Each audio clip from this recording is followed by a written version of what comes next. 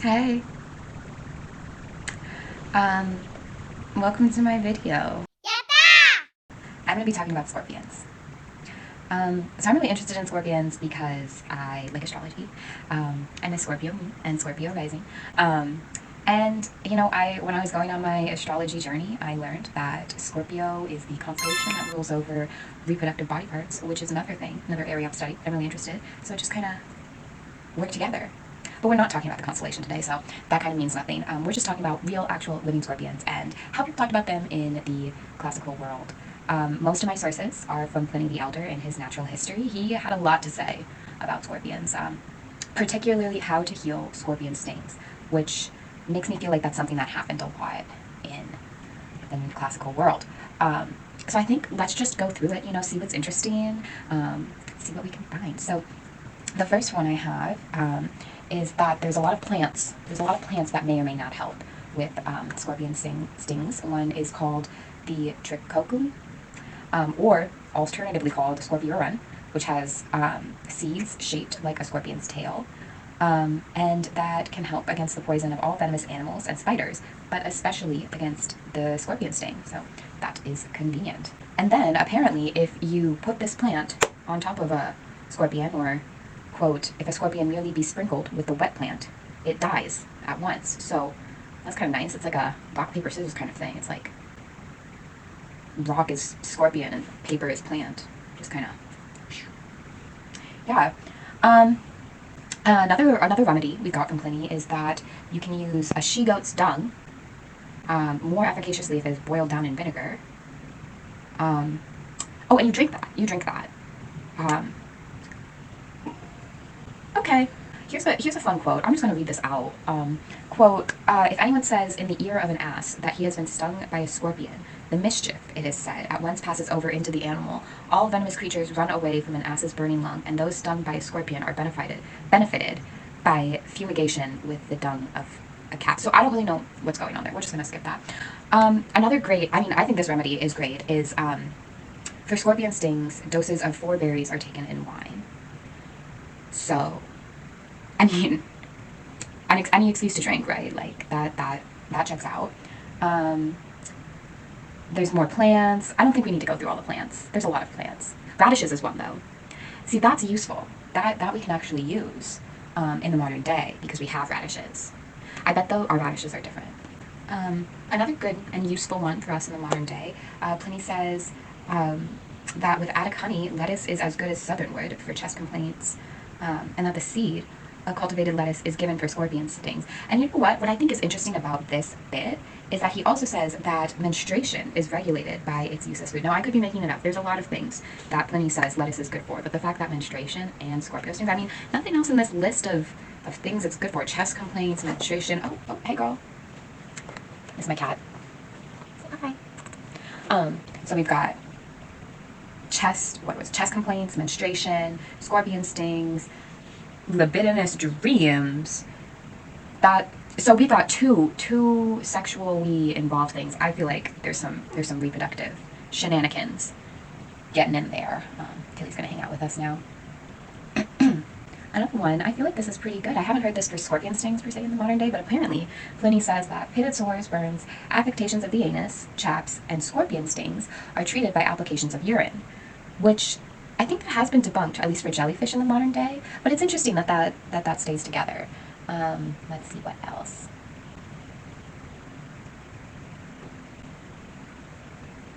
Here's a fun little tidbit from Pliny for you. He says that those who have been stung by a scorpion are never afterwards attacked by hornets, wasps, or bees. So it seems like kind of like scorpion is a vaccine for other animals. So I guess that's kind of fun. Maybe we should just go around stinging ourselves with scorpions. Um, and this is a good one. Moreover, it is held that snake bites and scorpion stings are relieved by intercourse, but that the act does harm to the women. So I mean, I can imagine that. I can imagine that if you just got stung by a scorpion or bitten by a snake, your first instinct is not intercourse. I'm surprised that it does harm to the woman and not the man, but again, there's something with reproduction there that is really interesting, I feel, even though we're just talking about the animal. Just the animal. I guess there is really no such thing as just the animal, though. It's kind of the sense I feel throughout ancient history is that everything is tied up with religion. And I'm going on a right. So the medicinal remedies for scorpion stings kind of make up probably the largest part of the things I found about scorpions, which does make sense. Definitely didn't read them all in this video because that would be a long time and a lot of repetition of things. But I do want to move on to the kind of origin of scorpions / scorpion characteristics that were popping up. A few of these are from Pliny's Natural History. When I move on to a different author, I will mention that. Apparently, according to Pliny, certain authorities add that pounded oncomum, if covered by a stone, breeds a scorpion, and that oncomum is chewed and left in the sun breeds worms. I have a feeling that they didn't mean that this, it seems like plant or some natural thing doesn't actually literally breed scorpions, but that it like attracts scorpions and worms or something like that. And apparently, if it is pounded up with 10 sea or river crabs, all the scorpions in the neighborhood are drawn to it. And that's another thing that keeps coming up in these sources is scorpions' relationship to crabs. And then there's also this thing called a sea scorpion, which I kind of ignored because I feel like it's a different animal. Because they make a distinction between sea and land scorpions. I think that's really interesting. And somehow this plant, too, can also cure the venom of land scorpions, or the sting. So that's interesting. Again, both create scorpions and work against them. Yeah. There are precious stones named after animals, and one of these that Pliny mentions is the scorpites. And this is named because it, quote, displays the color or else the likeness of a scorpion. So that's cool. Oh, here's a fun fact about how to dissuade scorpions, I guess. Pliny says, Autolycid assures us that if on seeing a scorpion one says "to," it is checked and does not strike. The mention of scorpions reminds me that in Africa nobody decides on anything without first saying Africa, whereas among all other peoples a man prays first for the approval of the gods. There's a lot going on in that passage, I feel.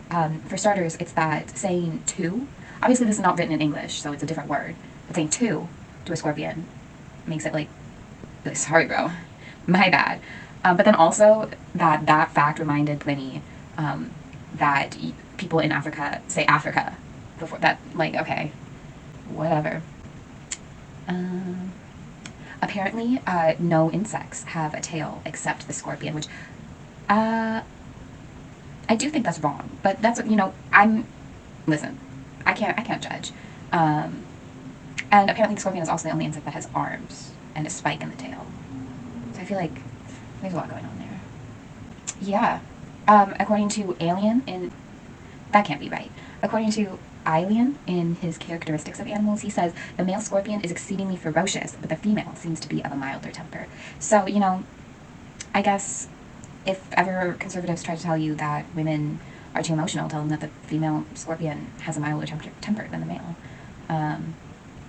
Apparently there are some scorpions with wings, according to this guy. Heat causes scorpions to be exceedingly prolific. This makes sense with their environmental location. According to Aelian, there is a certain race, he calls it the Psylli race, that do not feel either the bite of a snake or the prick of a spider, which is fatal to others, or even the sting planted by a scorpion. I think what's interesting in this quote is that he kind of equates bite of a snake or prick of a spider at first, and then he says, which is normally fatal to people. And then says, or even the sting planted by a scorpion, which is either, by that, structure, more fatal somehow, or more painful. So scorpions, guys, they have a ranking on top of both snakes and spiders. And apparently this race of people can't feel that, so that's pretty cool. I don't think that's true, though, once again. Here's another interesting origin of scorpions kind of source. In Aelian, he says that he himself has heard that when a crocodile dies, a scorpion is born from it. And that's an interesting thought. Yeah. But that's cool, reptiles and insects. We're all wondering, isn't that it's the whole chicken and the egg thing, crocodile or the egg, same difference. And apparently it's crocodile, egg, or scorpion. Maybe that's the answer. There's a lot of talk about the manticore or manticorus, which is that, mythical, fantastical animal that's a combination between, a scorpion and a lion and a goat, and a snake, I think. Maybe not.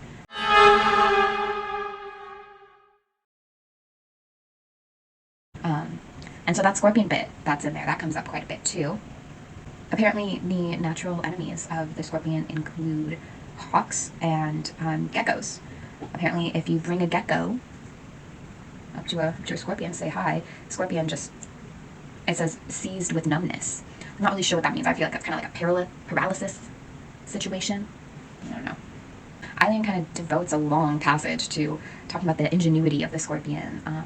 And, he says, but what tricks do the scorpions devise? Apparently, they can kind of latch on to some sort of overhang or roof with their claws and hang down to sting somebody. And then they can also, if they can't reach somebody, make a little chain out of scorpions where they work together, and then the very last scorpion on the bottom of the chain, he's the one that gets to sting somebody. So I guess that's fun. I guess, they really work together to cause evil. I haven't seen any really explanation as to why the scorpion stings. Maybe it's just naturally assumed that we know it's for defense, but that doesn't seem very, that seems very offense.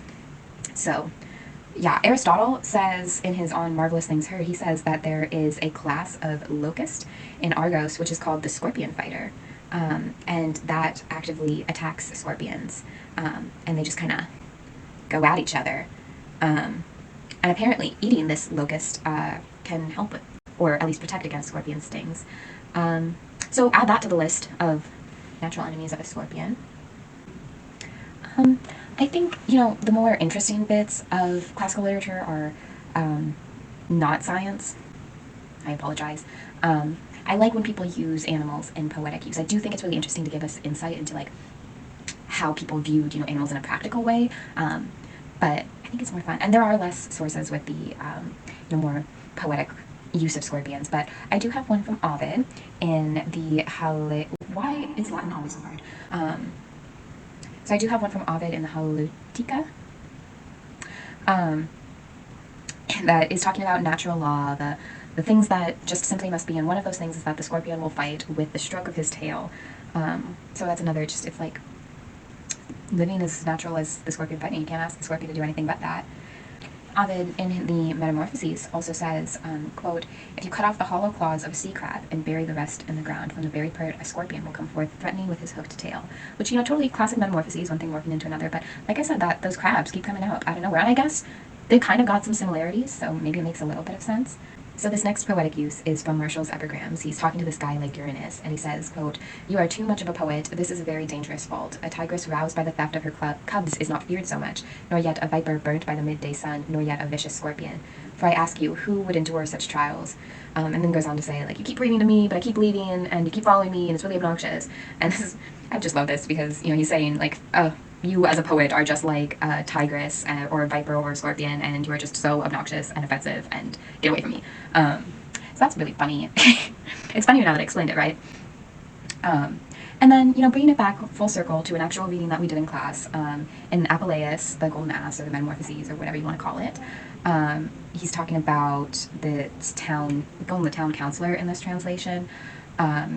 He says, do you know the man called Barbarus, the town councilor, the one that people call the Scorpion because of his poisonous personality? He married a well-bred and exceptionally beautiful wife, whom he keeps carefully locked up at home in the strictest custody. So, clearly being called a scorpion is not a friendly term.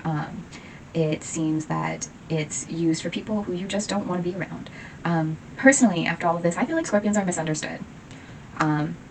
I think that they're viewed from a very human-centered point of view, that, oh, these animals are dangerous. But let's be real. I mean, how often does a scorpion, go out of its way to sting somebody?